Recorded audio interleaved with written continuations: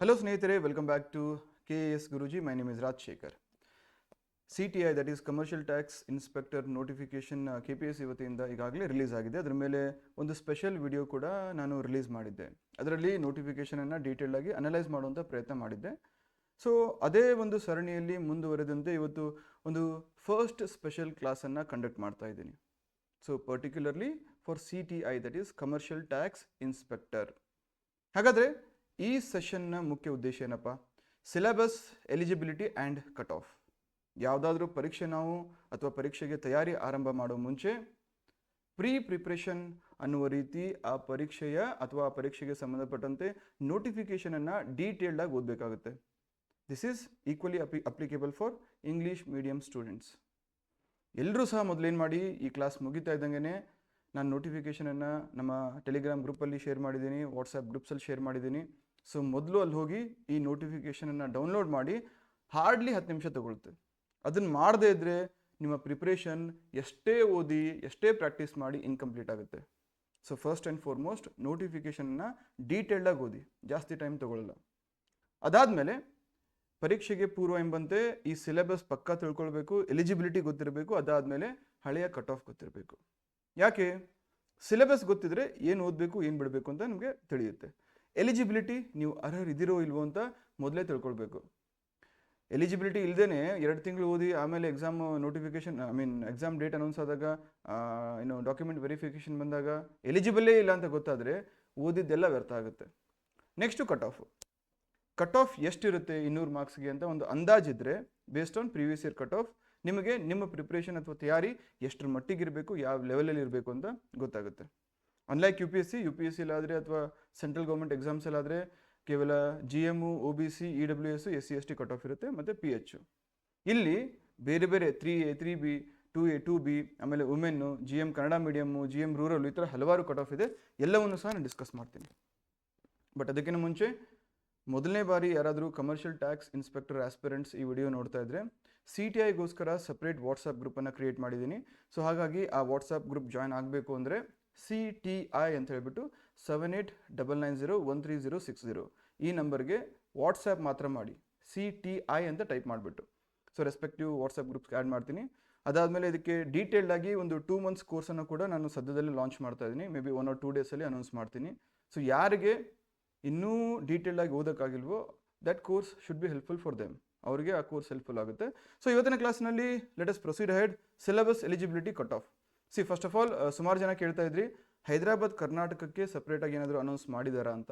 S, Kalyana Karnataka ಈ ಒಂದು ಹೆಸರಿನಲ್ಲಿ 15 ಪೋಸ್ಟ್ಸನ್ನು ಹೈದರಾಬಾದ್ ಕರ್ನಾಟಕ ರೀಜನ್ಗೆ ಎತ್ತಿಡಲಾಗಿದೆ. ಮೊದಲನೇದಾಗಿ ಕರ್ನಾಟಕ ಲೋಕಸೇವಾ ಆಯೋಗ, that is Karnataka public service commission ಈ ನೋಟಿಫಿಕೇಶನ್ ರಿಲೀಸ್ ಮಾಡಿದೆ. That is the conducting agency, recruitment agency. So ವಾಣಿಜ್ಯ ತೆರಿಗೆಗಳ ಇಲಾಖೆ, ಕಮರ್ಷಿಯಲ್ ಟ್ಯಾಕ್ಸ್ ಡಿಪಾರ್ಟ್ಮೆಂಟ್, ವಾಣಿಜ್ಯ ತೆರಿಗೆ ಪರಿವೀಕ್ಷಕರು, commercial tax inspector, Hyderabad Karnataka ರೀಜನ್ಗೆ 15 ಇದೆ. ಆ್ಯಂಡ್ ನಾನ್ ಹೈದರಾಬಾದ್ ಕರ್ನಾಟಕ ರೀಜನ್ಗೆ 230 ಪೋಸ್ಟ್ಸ್ ಇದೆ. ಒಟ್ಟು 245 ಪೋಸ್ಟ್ಸ್. ರ್ಯಾಂಕಿಂಗನ್ನು ಆಲ್ರೆಡಿ ಎಕ್ಸ್ಪ್ಲೇನ್ ಮಾಡಿದ್ದೆ. ನಿಮ್ಮ ರ್ಯಾಂಕಿಂಗ್ ಎಲ್ಲಿಂದ ಶುರು ಆಗುತ್ತೆ? CTIಯಿಂದ ಶುರು ಆಗುತ್ತೆ. ಮೇ ಬಿ 5 ರಿಂದ 6 ವರ್ಷಗಳಲ್ಲಿ ನೀವು CTO ಆಗ್ತೀರಾ, which is a KAS post, gazetted probationers. GP exam ಏನು ರೆಕ್ರೂಟ್ ಮಾಡ್ತಾರಲ್ಲ ಅಲ್ಲಿ ನಿಮಗೆ ಗ್ರೂಪ್ ಬಿ ಅಲ್ಲಿ ಈ CTO ಸಿಗುತ್ತೆ. CTI ಗ್ರೂಪ್ C ಆಗಿರುತ್ತೆ, CTO ಗ್ರೂಪ್ B ಆಗುತ್ತೆ. ಇಲ್ಲಿಂದ ಒಂದು 5 yearsಗೆ ನೀವೇನಾಗ್ತೀರಾ? ACCT ಆಗ್ತೀರಾ, assistant commissioner commercial tax, very powerful post. ಅದಾದಮೇಲೆ DCCT ಆಗ್ತೀರಾ, ಡೆಪ್ಯೂಟಿ ಕಮಿಷನರ್. ಇಟ್ ಈಸ್ ಜಿಲ್ಲಾ ಮಟ್ಟದ ಪೋಸ್ಟ್ ಆಗಿರುತ್ತೆ, ಅದು ಒಂದು ಜಿಲ್ಲೆಗೆ ಒಂದೇ ಇರುತ್ತೆ, ರೈಟ್? ಸೊ ಈ ಒಂದು ರ್ಯಾಂಕ್ ನಿಮಗೆ ಗೊತ್ತಿರಬೇಕು. ನೆಕ್ಸ್ಟ್ ಮುಂದುವರೆದಂತೆ ವೇತನ ಶ್ರೇಣಿ ಬಿಟ್ವೀನ್ 33,450 to 62,600. 7 ಪೇ ಕಮಿಷನ್ ಆದಮೇಲೆ ಇನ್ ಹ್ಯಾಂಡ್ ಮಿನಿಮಮ್ 55,000 to 60,000 ಬರುವಂತಹ ಎಲ್ಲ ಸಾಧ್ಯತೆ ಇರುತ್ತೆ. ಸೊ ಹಾಗಾಗಿ financially it's a very good position. Financially it's a very secure position ಅಂತ ಹೇಳ್ಬೋದು. ಅದಾದಮೇಲೆ ಮೇನ್ ನಿಮಗೆ ಗೊತ್ತಿರಬೇಕಾದಂತಹ ಅಂಶ ಏನಪ್ಪ? ಈ ಪರ್ಟಿಕ್ಯುಲರ್ ಪಾಯಿಂಟ್ ಮೇಲೆ ಎಲ್ರಿಗೂ ಸಹ ಕನ್ಫ್ಯೂಷನ್ ಇದೆ. ಹುದ್ದೆಗೆ ನಿಗದಿಪಡಿಸಲಾದಂತಹ ವಿದ್ಯಾರ್ಹತೆ, ಎಜುಕೇಷನಲ್ ಕ್ವಾಲಿಫಿಕೇಷನ್. ಏನು ಹೇಳುತ್ತೆ ಓದ್ಬಿಡ್ತೀನಿ. should have obtained a degree of a university established by law in India with economics or mathematics as one of the subject, or in commerce, or should possess a qualification declared by the government to be equivalent to such degree. ಅಂದ್ರೆ ಇಲಾಖೆಯ ಸೃಷ್ಟೀಕರಣದಂತೆ economics, mathematics or commerce ಈ 3 ಸಬ್ಜೆಕ್ಟ್ಗಳಲ್ಲಿ ವಿಷಯಗಳಲ್ಲಿ ಯಾವುದಾದರೂ ಒಂದು ವಿಷಯವನ್ನ ಅಭ್ಯರ್ಥಿಗಳು ಅವರು ಹೊಂದಿರುವ ವಿದ್ಯಾರ್ಹತೆಯಲ್ಲಿ ಕನಿಷ್ಠ ಯಾವುದೇ ಒಂದು ಸೆಮಿಸ್ಟರ್ ಅಥವಾ ಒಂದು ವರ್ಷದಲ್ಲಿ ವ್ಯಾಸಂಗ ಮಾಡಿರಬೇಕು. ಅರ್ಥ ಆಗ್ತಿದೆಯಾ? Either economics or mathematics or commerce. So ಹಾಗಾಗಿ BA, BCom, even engineering graduates ಕೂಡ ಎಲಿಜಿಬಲ್ ಆಗ್ತೀರಾ. ಯಾಕಂದರೆ ಯಾವುದಾದ್ರೂ ಒಂದು ಸೆಮಿಸ್ಟ್ರಲ್ಲಿ ಮ್ಯಾಥಮೆಟಿಕ್ಸ್ ನೀವು ಅಧ್ಯಯನ ಮಾಡಿರಲೇಬೇಕು. ಲೈಕ್ ವೈಸ್ ಕಾಮರ್ಸ್ ಹಾಗೂ ಎಕನಾಮಿಕ್ಸ್. ಎಲಿಜಿಬಿಲಿಟಿ ಬಗ್ಗೆ ಏನು, ಒಂದು ಡಿಗ್ರಿ ಕಂಪಲ್ಸರಿಲಿ ಬೇಕು. ನೀವು ಅಪ್ಲೈ ಮಾಡೋ ಟೈಮ್ಗೆ ಡಿಗ್ರಿ ಕಂಪ್ಲೀಟ್ ಆಗಿರಬೇಕು ಅಂತ ನೋಟಿಫಿಕೇಶನ್ ಹೇಳುತ್ತೆ. ಸೊ 5th ಸೆಮ್ಮು ಅಥವಾ 4th sem you are not eligible. Degree complete ಆಗಿರಬೇಕು. ಈ 3 ವಿಷಯಗಳಲ್ಲಿ ಯಾವುದಾದ್ರೂ ಒಂದು ವಿಷಯವನ್ನು, ಎನಿ ಒಂದು ಸಬ್ಜೆಕ್ಟ್ ಯಾವುದಾದ್ರೂ ಒಂದು ಸೆಮಿಸ್ಟರ್ ಅಥವಾ ಒಂದು ವರ್ಷದಲ್ಲಿ ನೀವು ಓದಿದ್ದಲ್ಲಿ ಯು ಆರ್ ಎಲಿಜಿಬಲ್. ಕ್ಲಿಯರಾ? First and foremost educational qualification ಬಗ್ಗೆ ಕಂಪ್ಲೀಟ್ ಕ್ಲಾರಿಟಿ ಇರಬೇಕು. ಡನ್ನಾ? ಓಕೆನಾ? ಮುಂದೆ ಹೋಗೋಣ. ವಯೋಮಿತಿ ಕನಿಷ್ಠ 18, ಗರಿಷ್ಠ 35. ಕನಿಷ್ಠ 18 ಎಲ್ರಿಗೂ ಆಗಿರುತ್ತೆ. ಗರಿಷ್ಠ ಸಾಮಾನ್ಯ ವರ್ಗ ಅಂದರೆ ಜನರಲ್ ಮೆರಿಟ್ ಸ್ಟೂಡೆಂಟ್ಸ್ಗೆ it should be 35 and 2A, 2B, 3A, 3B ಆಗಿದ್ದರೆ 38 ಇರುತ್ತೆ. ಆ್ಯಂಡ್ ಪರಿಶಿಷ್ಟ ಜಾತಿ, ಪರಿಶಿಷ್ಟ ಪಂಗಡ ಮತ್ತು ಪ್ರವರ್ಗ 1 40 ವರ್ಷ ಇದೆ. So upper age limit for general merit candidates is 35. Like wise relaxation 38 ಮತ್ತು 40 ಬೇರೆ ಬೇರೆ ಕ್ಯಾಟಗರೀಸ್ಗೆ. ಕ್ಲಿಯರಾ? ಎಜುಕೇಷನಲ್ ಕ್ವಾಲಿಫಿಕೇಷನು ಮತ್ತು ಏಜ್ ಎಲ್ರಿಗೂ ಕ್ಲಾರಿಟಿ ಸಿಕ್ತು ಅಂತ ಅನ್ಕೋತೀನಿ. ಡನ್. ನೆಕ್ಸ್ಟ್, ಆಯ್ಕೆ ವಿಧಾನ. This is very very important. ಎಷ್ಟು ಸ್ಟೇಜಸ್ ಇರುತ್ತೆ ಎಕ್ಸಾಮಿನೇಷನಲ್ಲಿ? See, there are 2 stages. ಮೊದಲನೇದಾಗಿ ಕನ್ನಡ ಭಾಷಾ ಪರೀಕ್ಷೆ, which is a compulsory paper. Compulsory ಅಂದರೆ ಮ್ಯಾಂಡೇಟರಿಲಿ ಎಲ್ಲರೂ ಸಹ ಇಲ್ಲಿ ಪಾಸ್ ಮಾಡಲೇಬೇಕು. ಇಲ್ಲಿ ಕಂಪಲ್ಸರಿ ಈ ಕನ್ನಡ ಭಾಷಾ ಪರೀಕ್ಷೆ ಮೇಲೆ ನೆಕ್ಸ್ಟ್ ಕ್ಲಾಸಲ್ಲಿ ನಾನು ಡೀಟೇಲಾಗಿ ಹೇಳ್ತೀನಂತೆ. ಇಲ್ಲಿ ಸದ್ಯಕ್ಕೆ ಏನು ತಿಳ್ಕೊಳ್ಬೇಕು? 2 ಅಂಶ ತಿಳ್ಕೊಳ್ಬೇಕು. ಈ ಒಂದು ಪ್ರಶ್ನೆ ಪತ್ರಿಕೆ ಸಪ್ರೇಟ್ ಆಗಿರುತ್ತೆ. ಎಲ್ಲರೂ ಸಹ ಕಂಪಲ್ಸರಿಲಿ ಪಾಸ್ ಮಾಡಲೇಬೇಕು. ನೀವು ಕರ್ನಾಟಕ ರಾಜ್ಯದವರಾಗಿರಲಿ ಅಥವಾ ಬೇರೆ ರಾಜ್ಯದವರಾಗಿರಲಿ. 150 ಟೋಟಲ್ ಮಾರ್ಕ್ಸ್ ಇರುತ್ತೆ. ಈ 150ಯಲ್ಲಿ ನೀವು ಎಷ್ಟು ತಗೊಳ್ಬೇಕು ಗೊತ್ತಾ? 50 ಅಂಕಗಳನ್ನು ತಗೊಳ್ಬೇಕು. ಮಿನಿಮಮ್ 50 ಮೇಲೆ ತಗೊಂಡ್ರೆ ಏನು ತೊಂದರೆ ಇಲ್ಲ, ಬಟ್ 50 ಮಾತ್ರ ತಗೊಳ್ಳೇಬೇಕು. ತಗೊಂಡ್ಮೇಲೆ ಯು ಆರ್ ಎಲಿಜಿಬಲ್. ಈ ಮಾರ್ಕ್ಸನ್ನು GK ಪೇಪರಲ್ಲಿ ಅಥವಾ ಮೇನ್ ಪೇಪರಲ್ಲಿ ಏನು ಬರೀತೀರಾ ಅದರಲ್ಲಿ ಆ್ಯಡ್ ಮಾಡಲ್ಲ. It's only eligible paper. 50 ತಗೊಂಡ್ರೆ you are eligible out of 150. So first thing, ಎಲ್ಲರೂ ಸಹ ಮ್ಯಾಂಡೇಟರಿಲಿ ಕನ್ನಡ ಲ್ಯಾಂಗ್ವೇಜ್ ಪೇಪರನ್ನು, ಕನ್ನಡ ಭಾಷಾ ಪರೀಕ್ಷೆಯನ್ನು ತೆಗೆದುಕೊಳ್ಳಲೇಬೇಕು. 150 ಇರುತ್ತೆ ಮಾರ್ಕ್ಸು. ಔಟ್ ಆಫ್ 150 50 ಸ್ಕೋರ್ ಮಾಡಲೇಬೇಕು. 50 ಮೇಲೆ 100 ಮಾಡಿದ್ರೂ ಪರವಾಗಿಲ್ಲ, 150ಕ್ಕೆ 150 ತೊಗೊಂಡ್ರೂ ಪರವಾಗಿಲ್ಲ. It's only eligible. ಅಷ್ಟು ತೊಗೊಂಡ್ರೆ ಆ ಮಾರ್ಕ್ಸನ್ನು ಮುಂದೆ ಕನ್ಸಿಡರ್ ಮಾಡಲ್ಲ. ಒಂದು ತಿಂಗು. ಎರಡನೇ ತಿಂಗ್ ಏನಪ್ಪ ಅಂದರೆ, ಇಲ್ಲಿದೆ ನೋಡಿ, ವಿಶೇಷ ಸೂಚನೆ. ಏನಪ್ಪ ವಿಶೇಷ ಸೂಚನೆ? ಏನಂದರೆ, ದಿನಾಂಕ 29/11/2022 ಅಥವಾ ಅದಾದಮೇಲೆ ಅಂದರೆ ನವೆಂಬರ್ 29, 2022 ಈಚೆಗೆ ಯಾವುದಾದ್ರೂ ಗ್ರೂಪ್ ಸಿ ಎಕ್ಸಾಮ್ ಬರೆದು ಅದರಲ್ಲಿ ನೀವು ಕನ್ನಡ ಕಂಪಲ್ಸರಿ ಅಥವಾ ಕನ್ನಡ ಭಾಷಾ ಪರೀಕ್ಷೆ ತೆಗೆದುಕೊಂಡು ಅದನ್ನು ಪಾಸ್ ಮಾಡಿದರೆ ಮತ್ತೆ ಈ ಎಕ್ಸಾಮ್ಗೆ ಪರ್ಟಿಕ್ಯುಲರ್ ಆಗಿ ಸ್ಪೆಷಲ್ ಆಗಿ ಈ ಭಾಷಾ ಪರೀಕ್ಷೆಯನ್ನು ತೆಗೆದುಕೊಳ್ಳುವಂತಹ ಅವಶ್ಯಕತೆ ಇರುವುದಿಲ್ಲ. ಐ ರಿಪೀಟ್, 29/11/2022 2022 ನವೆಂಬರ್ 29 ಅಥವಾ ಅದರಿಂದ ಈಚೆ ನೀವು KPSC ಕಂಡಕ್ಟ್ ಮಾಡುವಂತಹ ಯಾವುದಾದ್ರೂ ಗ್ರೂಪ್ ಸಿ ಅಥವಾ ಇಕ್ವಿವೆಲೆಂಟ್ ಎಕ್ಸಾಮ್ ಬರೆದು ಅದರಲ್ಲಿ ಕನ್ನಡ ಈ ಮ್ಯಾಂಡೇಟರಿ ಪೇಪರನ್ನು ಪಾಸ್ ಮಾಡಿದ್ದೇ ಆದಲ್ಲಿ ಮತ್ತೆ ರಿಪೀಟ್ ಆಗಿ ಈ ಒಂದು ಪೇಪರನ್ನು ತೆಗೆದುಕೊಳ್ಳುವಂತಹ ಅವಶ್ಯಕತೆ ಇಲ್ಲ. ಅದೇ ಸ್ಕೋರು ನಿಮಗೇನು ಕನ್ಸಿಡರ್ ಆಗುತ್ತೆ.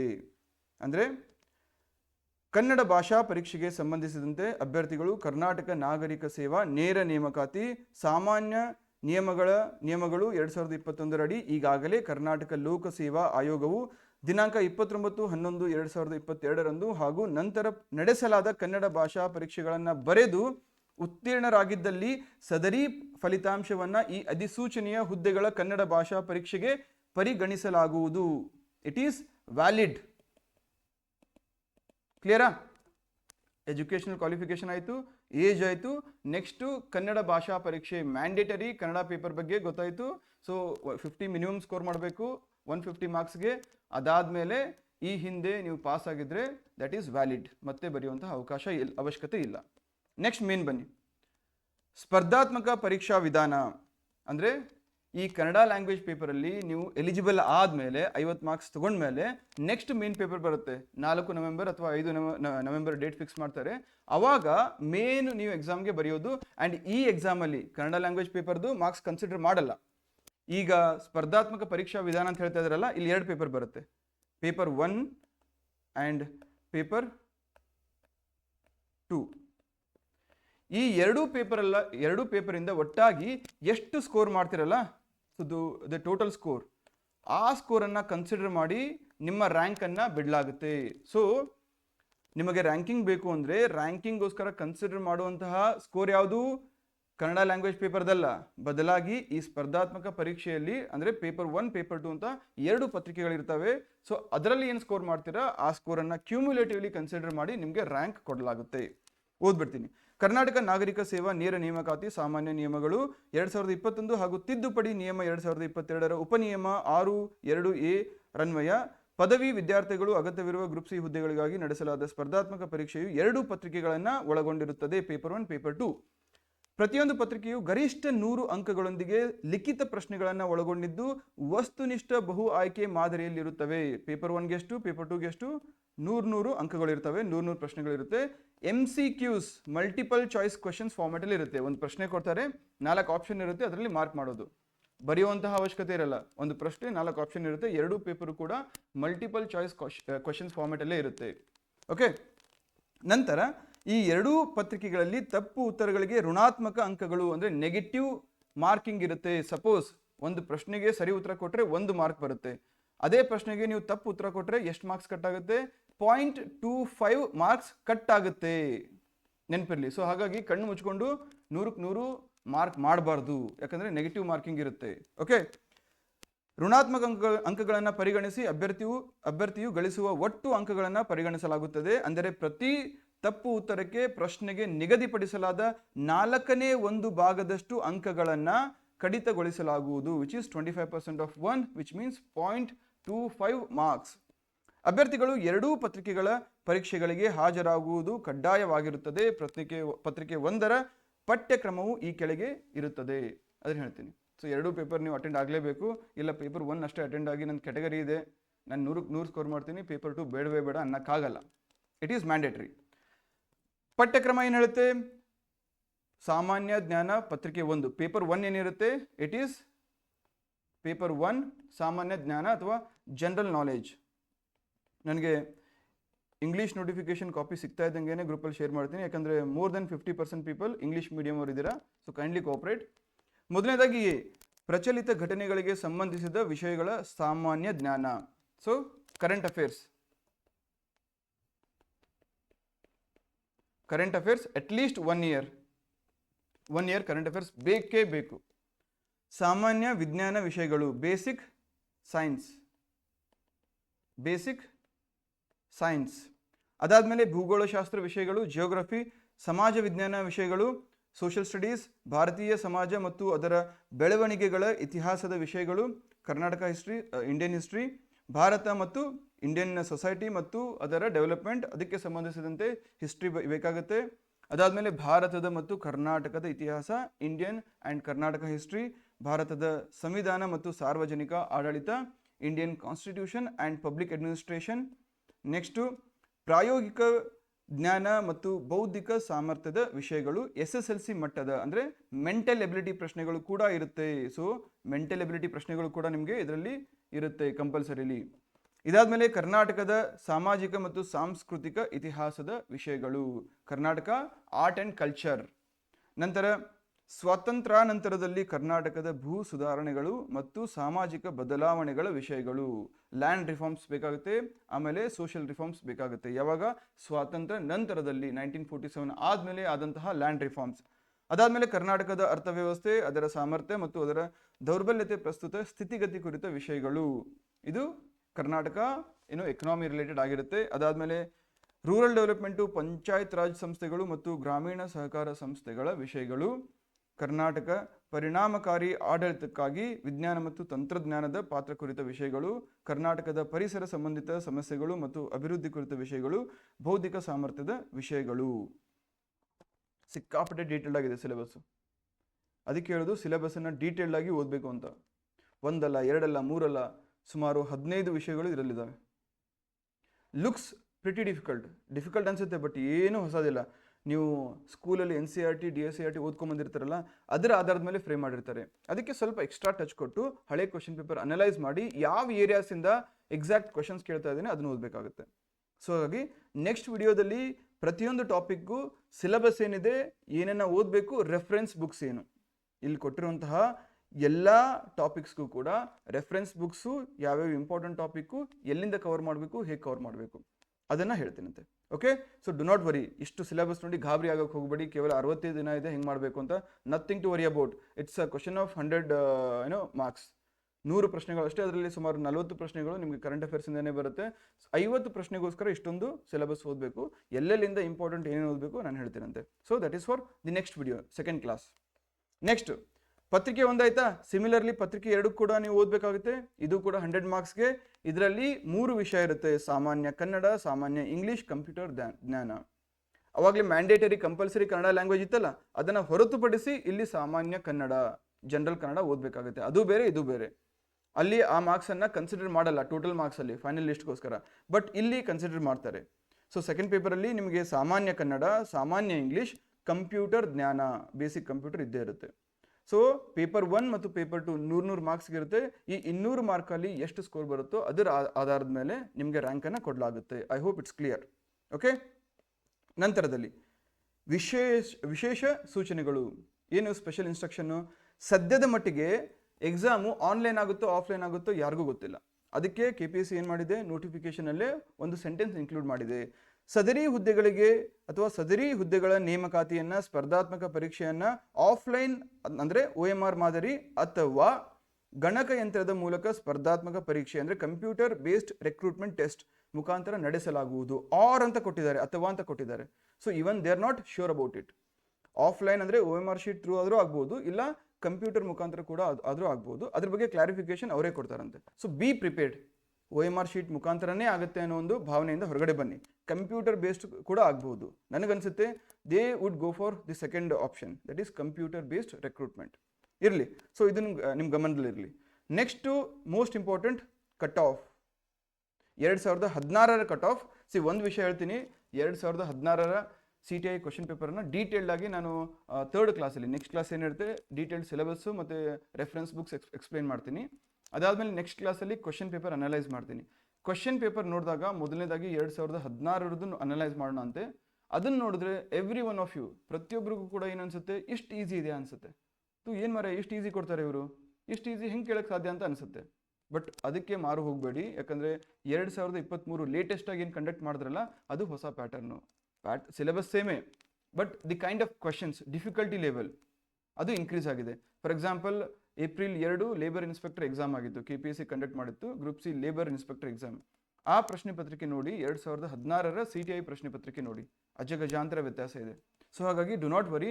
ಈಗಲೂ ಕೂಡ ನಾವು ಆ 2023ರ ಏಪ್ರಿಲ್ 2ರಂದು ನಡೆದಂತಹ ಲೇಬರ್ ಇನ್ಸ್ಪೆಕ್ಟರ್ ಪರೀಕ್ಷೆ ಅಥವಾ ಪ್ರಶ್ನೆ ಪತ್ರಿಕೆಯನ್ನು ಆಧಾರವಾಗಿಟ್ಕೊಂಡು ಸ್ಟ್ರಾಟಜಿ ಮಾಡ್ಕೊಳ್ಳೋಣಂತೆ. Anything is possible. ಯಾಕಂದರೆ ಡಿಫಿಕಲ್ಟ್ ಆದರೆ ನಿಮ್ಗೊಬ್ಬರಿಗೆ ಆಗಲ್ಲ, ಎಲ್ಲ ಅಭ್ಯರ್ಥಿಗಳಿಗೂ ಆಗುತ್ತೆ. ಈಸಿ ಆದರೆ ನಿಮ್ಮೊಬ್ಬರಿಗೆ ಆಗಲ್ಲ, ಎಲ್ಲರಿಗೂ ಆಗುತ್ತೆ.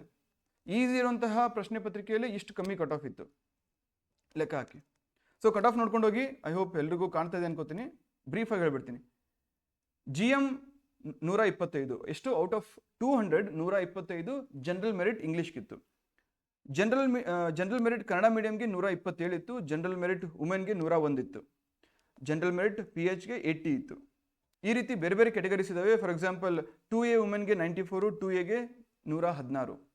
ಅದೇ ರೀತಿ 2B ವುಮೆನ್ಗೆ 88, 3A ವುಮೆನ್ಗೆ 100, 3A Kannada ಮೀಡಿಯಂಗೆ 124.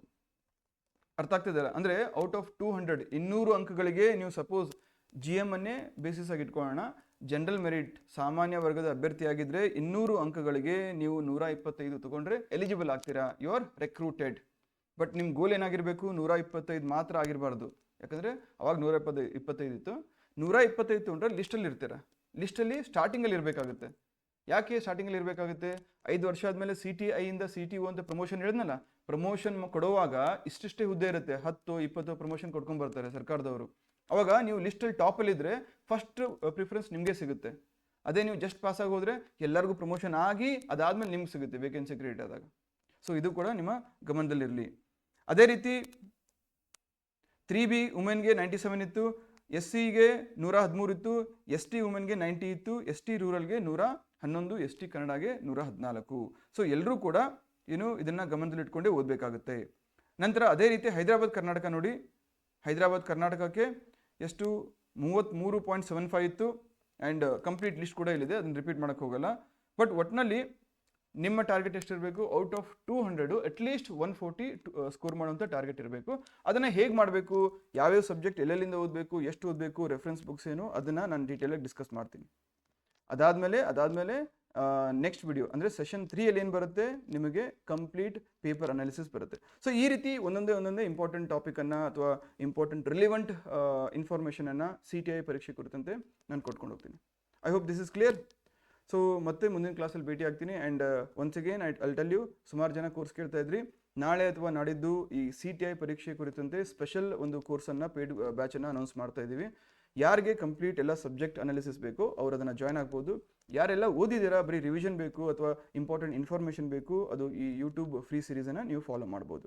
Right, ಒಟ್ಟಿನಲ್ಲಿ ಏನಾದರೂ ಆಗಲಿ ನವೆಂಬರ್ 4 ಅಥವಾ 5 ಪರೀಕ್ಷೆ ನಡೆಯುವಂತಹ ಟೆಂಟೇಟಿವ್ ಡೇಟ್ಸನ್ನು ಕೊಡಲಾಗಿದೆ. ಅದನ್ನೇ ನಾವು ಮೂಲವಾಗಿಟ್ಕೊಂಡು ಬೇಸಿಸ್ ಆಗಿಟ್ಕೊಂಡು let us start our preparation. So hardly 60 days are left. ಈ 60 ಡೇಸನ್ನು ಅತ್ಯಂತ ಎಫಿಷಿಯೆಂಟಾಗಿ ಯೂಸ್ ಮಾಡಿದ್ದೇ ಆದಲ್ಲಿ no one can stop you from becoming a commercial tax inspector. So all the very best, good luck, see you in the next video.